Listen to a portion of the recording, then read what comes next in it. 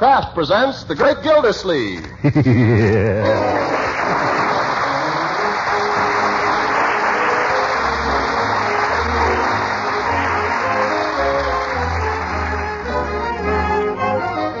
Cheese Company, who also bring you Bing Crosby every Thursday night, present each week at this time Harold Peary as The Great Gildersleeve, written by John Wheaton and Sam Moore.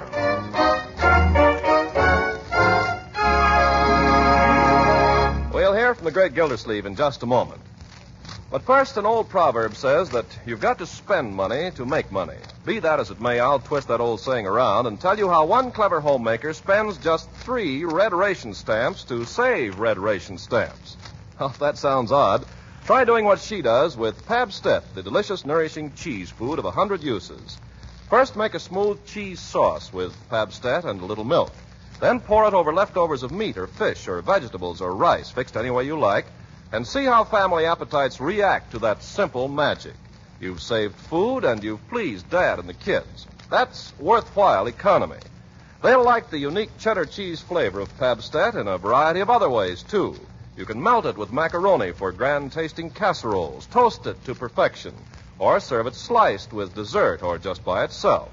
Pabstet is made to please the most particular appetites, and it's a splendid source of important milk nutrients your family needs. So ask your dealer for Pabstet, the delicious, nourishing cheese food of 100 uses. Remember the name, Pabstet.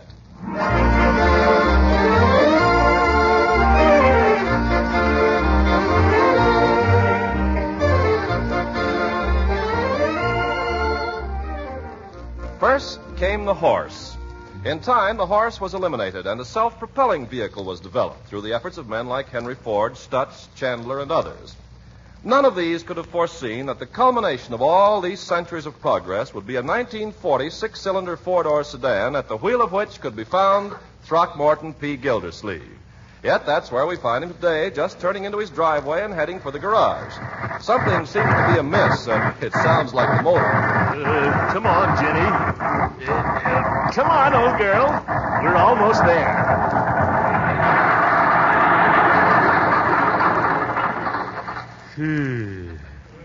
Well, we made it. Unc, is that you? Certainly. Who does it sound like? Barney Oldfield. What happened? I don't know, Leroy. There's something wrong with the old bus. Stick your shirt tail in. Yes, sir. I stopped by the service station to get Mike to take a look at it. Mike's been drafted. So I discovered. I don't know what I'm going to do now. I guess I'll have to fix it myself. Are you kidding? No, I'm not kidding. We'll all be making our own repairs sooner or later. We might as well start now. Might as well start walking. I guess I'll go in and get some old clothes on, Leroy. Bring that package when you come. It's on the front seat there. Cigars. Hey, Unc, wait. I got an idea. Oh? What's that, my boy? How about the boyfriend? Boyfriend? Oh, you mean Ben? Yeah, he'll be bringing Marge home any minute. He knows all about motors and stuff. Well, I know a few things about motors myself. I don't need any help from Ben. Mr. Gildersleeve? Yes, Birdie? Good evening. Have you got my groceries? Groceries? Oh, well, I'll tell you about that, Birdie. I didn't forget. I thought about the groceries, but the way the car's acting up, I didn't dare stop. Well, I don't know what I'm going to do for dinner. Oh, here are your cigars, Unc. Oh, thanks. I got these before the car started acting up, Birdie. Well, I'm sure I don't know what I'm going to do about dinner, and that's a fact. Couldn't we just have some beans or something? Mr. Gildersleeve, beans come out of a can. That's 14 points in the ration book. Oh, hang the expense. Have we got any? Well, we've got one can. I've been saving it in my hope chest. Break it out, Birdie. This is an emergency. If you say so, Mr. Gildersleeve. Oh, and Birdie. Yes, sir? Do you think we'll have enough to invite Marjorie's young man to stay to supper? Well, if I stretch him, maybe. I thought you didn't need any help from Ben, Unc. I don't. Never mind, Birdie. Just the three of us. Oh, but wait. Here they come now, Marjorie and Ben. I'll just see what his plans are. Well, my dear. Marjorie, don't act like this. Gosh, you don't understand. I understand perfectly. And as long as you act like that, I'm going to act like this. Goodbye. Hello, Uncle Mort. Hey, what's the matter with Her Highness? I don't know. Sounds like trouble. What's it going to be, Mr. Gildersleeve? Beans for 3 or beans for 4? Beans for 3, I guess, Birdie. Come on, Leroy. Let's get at that engine.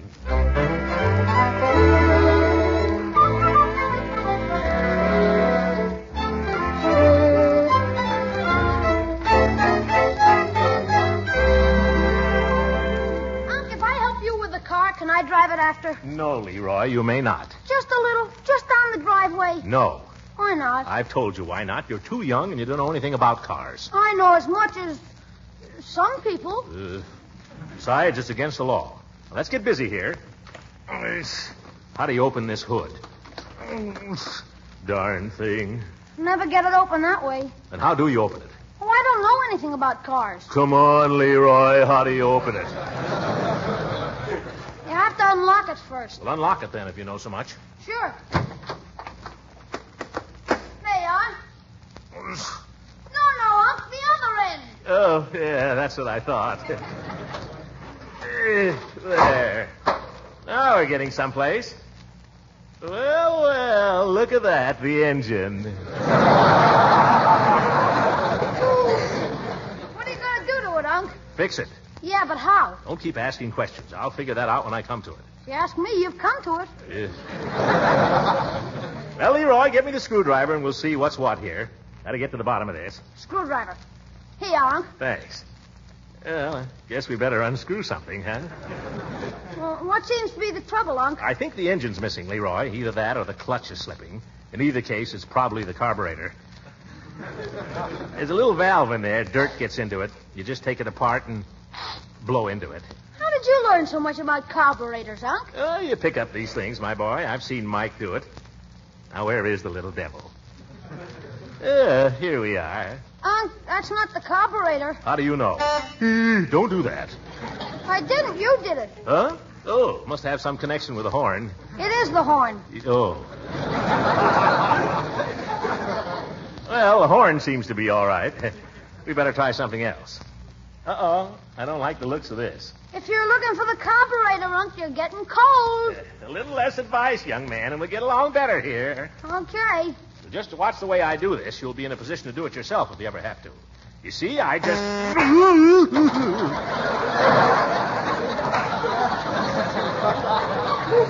It sticks. You get a shock, Unc? And I bumped my head, too. I dropped the screwdriver in there. It's down inside the engine there. You'll probably have to take the grease pan off to get it. Well, how do you get the grease pan off? Screwdriver. Fine. What did Marjorie have to go and get in a fight with Ben for? Well, I'll just have to see if I can reach down in there and get it. Unless you want to try, Leroy. Your arms are longer than mine, Unc. Well, agility counts, too, you know. Yeah, but I don't know as much about cars as you do. All right.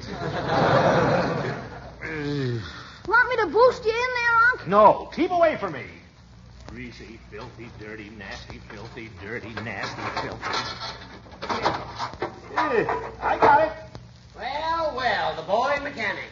Who's that? His Honor. Hi, Judge. Hello, Leroy. Throckmorton, what have you been up to? Look at you. Grease all over your shirt. You're a mess. Yeah, I know it. What seems to be the trouble, Gildy? The engine's missing. Well, have you notified the police?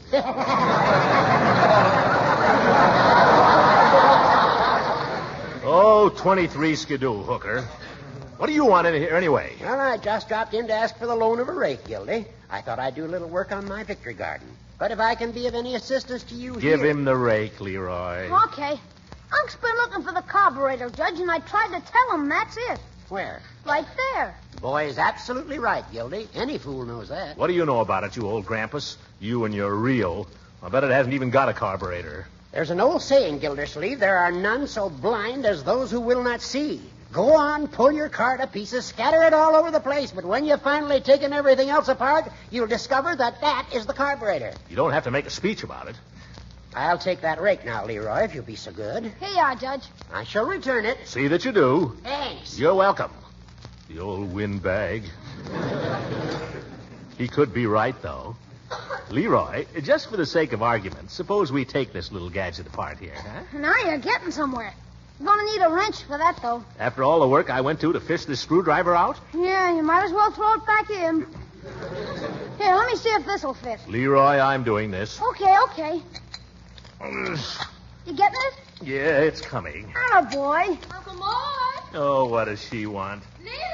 What do you want? Leroy, don't holler in my ear. Supper. Be right there. Oh! No, you did it. There goes the carburetor all over the lot. Who did it? What did you let go for? Why did you shout for? Who shouted? Well, who let go? It came apart in my hand. If you hadn't shouted, I wouldn't have dropped it. I told you not to shout. Uncle Mort! All right!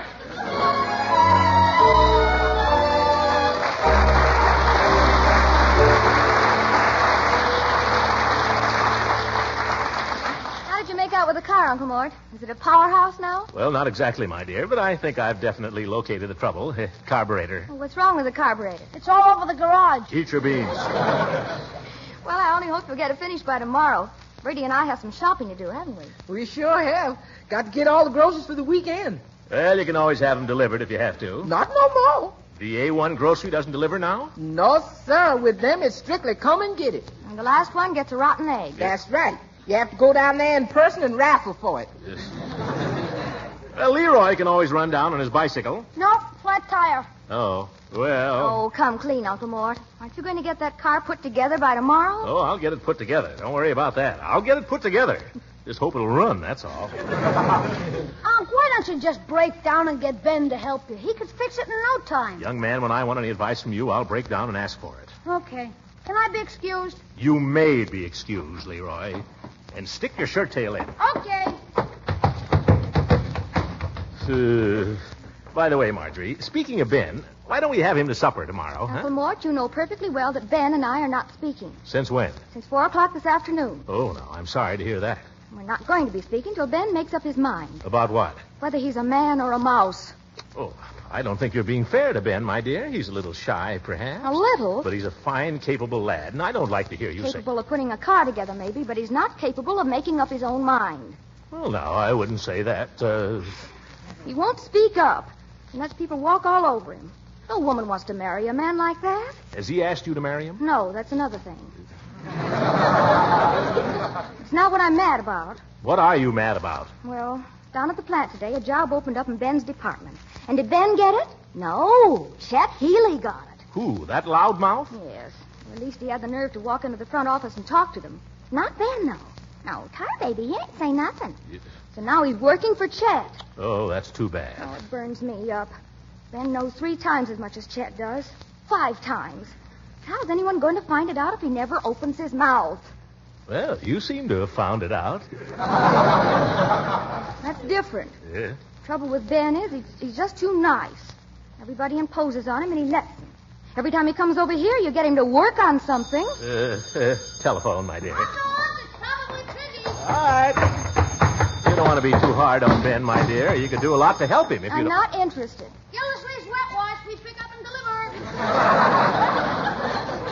Oh, sure. I thought you were Piggy. Just a minute. Marge, it's Ben. Ben? Here's your chance, Unc. Tell Ben I don't care to speak to him. Wait a minute now. You can't tell him that, my dear. Tell him to hold on, Leroy. Tell him I'll speak to him. Just a minute. Unc wants to speak to you. Uncle Mort, if you ask him over here, I won't see him. Now, be fair, my dear. We haven't had him over here in several days, and I think it'd be only decent... And if you use me as an excuse to get him over here to help you with that car, I won't speak to you. Why, Marjorie, I'm hurt that you would even think such a thing. Be right there, Leroy. Here he comes. Here, give it to me. Hello, Ben. How are you, my boy? Just fine. How are you? Oh, I'm fine. Marjorie? Well, I'll tell you, Ben, she's in the bathtub right now. Uncle Mort. Yeah, taking a bath, Ben. You know, all wet. Is there any message I can give her? There's a message you can give him. Tell him I don't care if I never see him again. She's dying to see you, Ben, and she wants to know if you'll come over to supper tomorrow night. I said nothing of the kind. If he comes over here, you can entertain him. Fine. She says to come early, about 2 o'clock. Yeah, we'll play games, Ben. Yeah. And, oh, Ben, be sure to wear old clothes.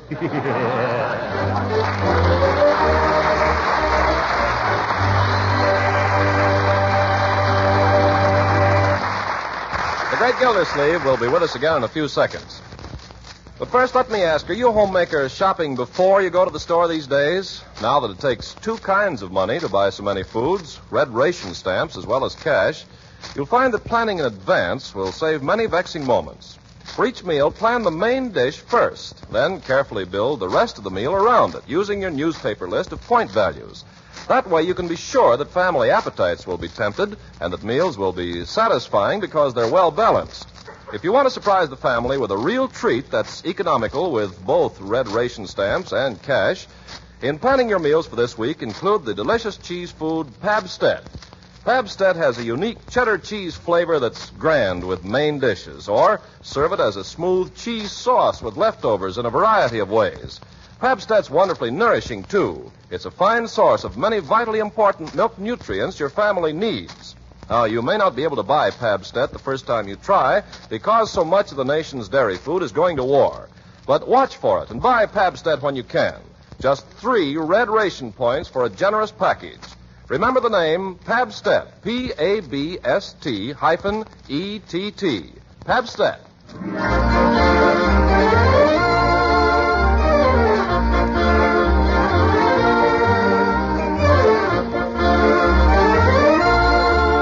Now back to our hero. His plans are progressing favorably since after a good night's sleep, Marjorie seems more or less reconciled to the thought of seeing Ben. It's afternoon now, and we find Gildersleeve lying on the floor of his garage working on his long-suffering car, assisted by the long-suffering Leroy. Yeah, I think she's coming now, Leroy. You'll be sorry, Unc. Don't be silly, my boy. I've got a suspicion the whole trouble is right in here. And that's what you said yesterday when you took off the carburetor. Well, when Ben gets here, he'll confirm my theory, I'm certain. You're going to make him work too, ain't you, Unc? I'm not making anybody work, Leroy. I'm entirely opposed to the principle of slave labor. If you're not interested in what you're doing, you may go. Oh, boy. Leroy! Can't I go? No. Only said that to test your character.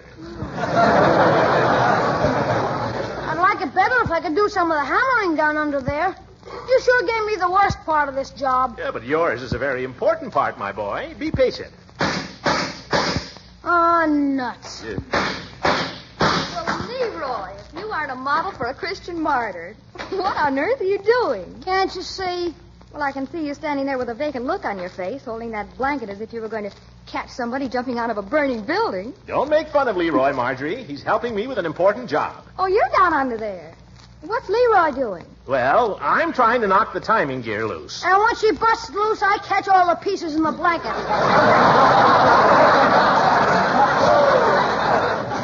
Are you kidding? No. Well, in that case, I want you both to hold still while I go get my camera. Huh? I want to record this for posterity. Hi, Marjorie. Hello, Ben. Hiya, Ben. Hi, young fella. I'll be right back, Ben. I want to get my camera and take a picture of these 2 idiots. 2? Where's your uncle? I'm under here, young man. Oh, gosh. I mean... Don't let Uncle Mort talk you into any work on that car now. Oh, don't worry, Marjorie. I won't get under there. New suit. Nice, too. Well, I won't be a second. Leroy, give me a hand. I want to come up and see Ben for a minute. Okay, Unc. Blow out all your breath and pull in your stomach. Heave-ho! Ooh. Well, hello, Ben. Glad to see you. Glad to see you, Mr. Gildersleeve. Doing a little repairing, I see. Yes, I am repairing. It's every motorist's duty in wartime. By the way, I'm having a little trouble getting this gadget loose here, Ben. I wonder if you'd mind just slipping under there and having a little peek. Oh, I'm afraid I couldn't, Mr. Gildersleeve. Not in these clothes. New suit. Well, don't you worry, my boy. I wouldn't have you spot that suit for the world. Here, slip into these overalls. Oh, but gee, Mr. Gildersleeve. No trouble at all, my boy. Here. But Marjorie said You'll never know. Leroy won't tell, will you, Leroy? Why, that little... He sneaked off.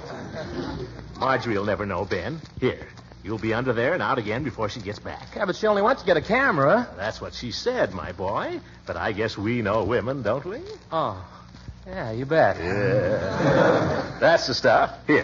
Here's the wrench. You see that thing that's holding it? Yeah, I think so. Atta boy. Here she comes. Well, I've got the camera and it's all loaded. Where's Ben? Ben? Yes, Ben. Where did he go?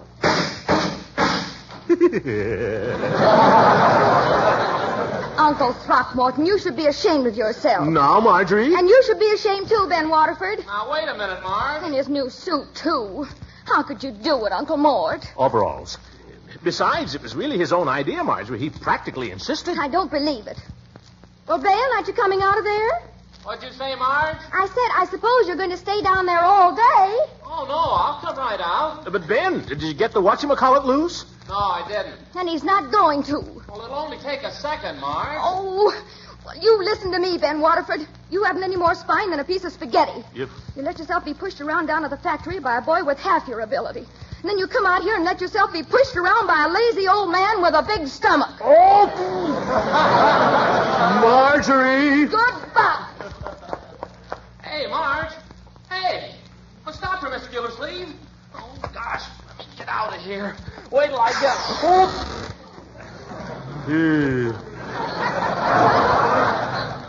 Overalls, new suit. Where did Marge go? She went out the front gate, Ben, and down the street. Oh, golly, I can't chase her in these torn pants. What'll I do? Don't worry, lad. You'll be all right. Oh, it was wonderful the way you stood your ground there. Oh. By George, you certainly told her, Ben.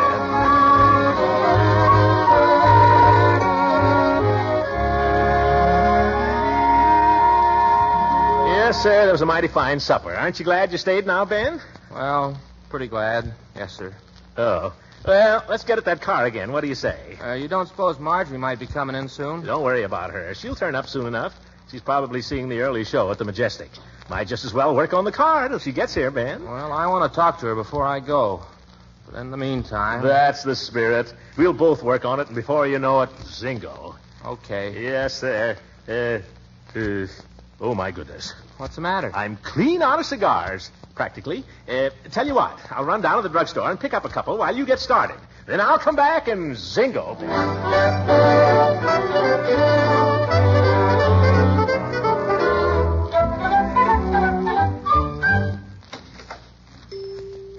Hello, Peavy. Good evening, Mr. Gildersleeve. How can I be of service to you? Give me a couple of cigars, will you, Peavy? And make it snappy. I'm in a hurry. Yes, sir. Here they are. Yeah, 50, 75, $1, and I thank you. Yeah, thank you. Well, how's business, Peavy? A little quiet, Mr. Gildersleeve. I lay it all to this rationing. Rationing, but they're not rationing drugs, Peavy. And that's just the trouble. The ration stuff gets all the publicity. I see. Well, got to get going. Oh, got a match, Peavy? Oh, yes. Always got a lucifer on me somewhere for a good customer. Here. Thanks. Well, got to be running along. In a rush, eh? Going to a picture? No, I'm fixing my automobile, and I've got to get back and finish the job. Well, it's too bad you're in such a hurry. I can't help it. Why? What if I wasn't? Well, I was just thinking, but business being so quiet and all, that maybe you and I could play just one game of Chinese checkers. Yeah, here? Now? Yes, sir. It takes about a half an hour. I've got the board here with the hot water bags. Yeah, well, I've got to get back to that car, Peavy. Besides, Chinese checkers is a kid game. There's no skill to it. Well, no, I wouldn't say that. There's nothing to the game, Peavy. There's more to it than you think, Mr. Gildersleeve. I'll tell you what I'll do. If you beat me, I'll give you a 10-cent soda on the house. Oh, well, just one game, Peavy, but we'll have to play fast because I'm in a hurry.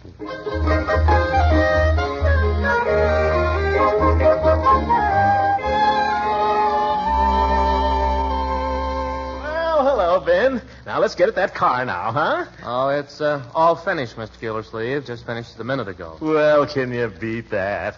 I'm much obliged to you, my boy. Well, that's okay. Now we can sit here on the porch and enjoy the spring evening for a while. Yeah. Something accomplished, something done to earn a night's repose.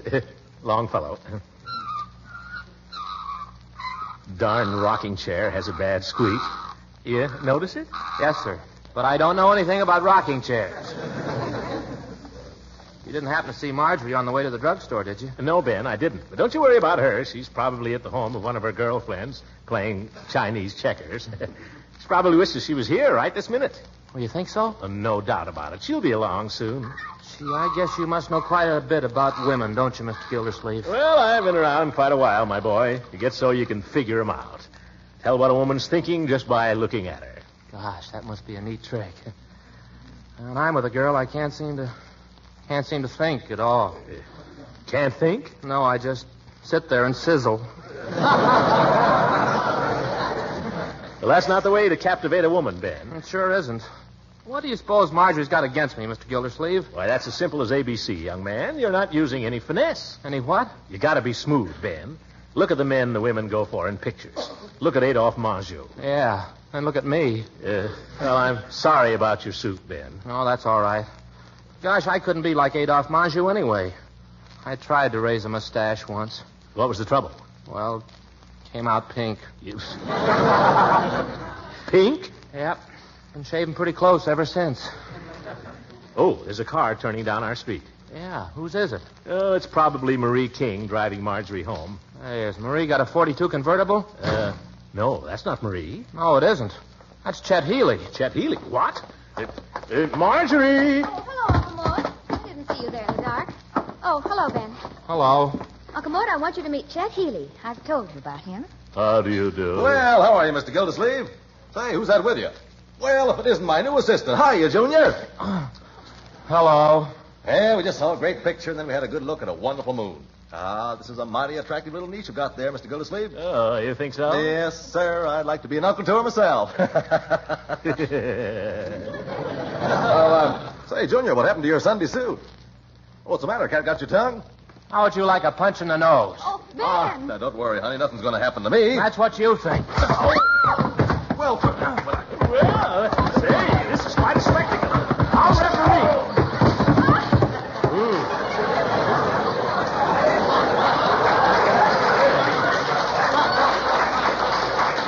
There, Mr. Healy, you asked for it. In the future, keep away from my girl. Why, Ben, I never thought Well, you're wonderful.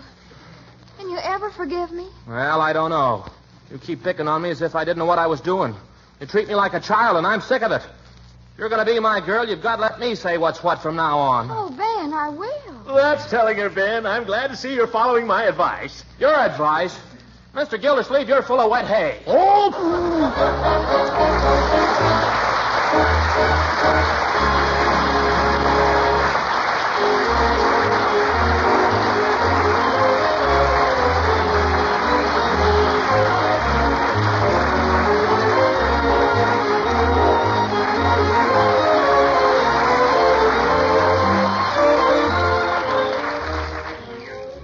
Leroy, what are you doing up? What are you doing at that window? Come over here and get a load of this, Unc. You can hear the two lovebirds out on the porch. Why, Leroy? Ooh, is that Ben laying it on? You get away from that window, young man. I'm surprised at you. What did I do? Don't you know that eavesdropping is wrong? It's dishonorable to listen in on other people's conversation. Don't ever let me catch you doing that again. You understand? Yes, sir. Leroy, did he kiss her? What do you think? Good night, my boy. Good night, everybody.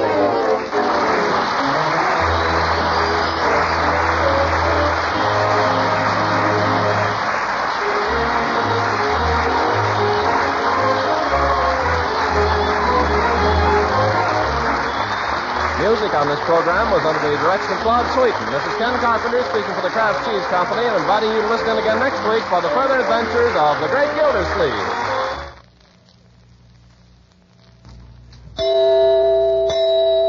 Here's a question for homemakers. What delicious, nourishing spread for bread is economical with both red ration stamps and money? The answer? Parquet margarine, the quality spread made by Kraft. Parquet margarine has a delicate, appetizing flavor that is grand with bread and toast and rolls. It's a fine seasoning for hot vegetables, a real flavor shortening for baking. It is especially good for pan frying because it doesn't spatter or stick to the pan. And besides being wonderfully good to eat, Parquet is highly nutritious. In fact, it is one of the best energy foods you can serve. What's more, it is fortified with important vitamin A. So for flavor, for good nutrition, and for all-around economy, ask your dealer for Parquet margarine.